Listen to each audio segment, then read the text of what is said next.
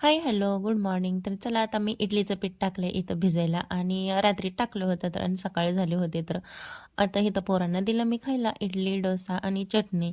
तर शंभूला, परीला खूप आवडतात इडली, डोसा आणि त्यानंतर मग मला करायची होती बरीच अशी किचनमधली कामे.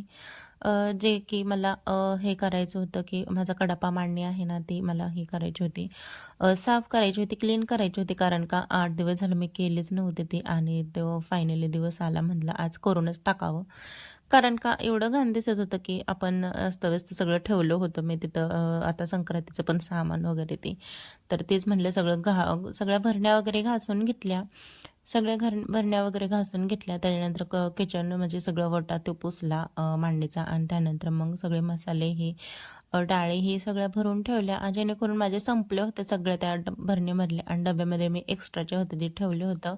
तर तेच आज मी झाडून पुसून सगळं धुवून धावून ठेवून दिलं त्या भरण्यांमध्ये आणि नीटनेटकं परतनी मांडून दिलं जेणेकरून मला रुटीनचं करताना मला काहीच प्रॉब्लेम होणार नाही आणि पटकन मला वस्तू पण सापडतील आणि हवे ते पण मिळेल लगेच. तर मग चला आता मी पुढं आता हे करणार आहे, रांगोळी काढून घेते कारण का मुलं गेले होते क्लासला.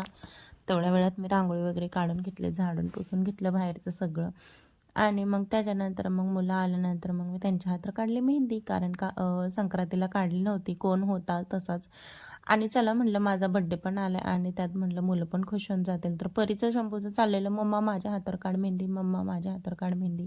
तर मेहंदी मेहंदी काढता काढता तिच्या डोळ्याला खाजायला लागलं की म्हणते मम्मा इथं खाजव तिथं खाजव असं चाललं होतं. तर तिच्यानंतर मग शंभू पण मला म्हटला की मम्मा माझ्या पण काढा हातावर. तर चल म्हणलं बाळा काढते तुझ्या पण हातावर आणि थोडासा एकच कोण होता तर मी एकांमध्ये दोघांना पण काढल्या. तरी चला बाय.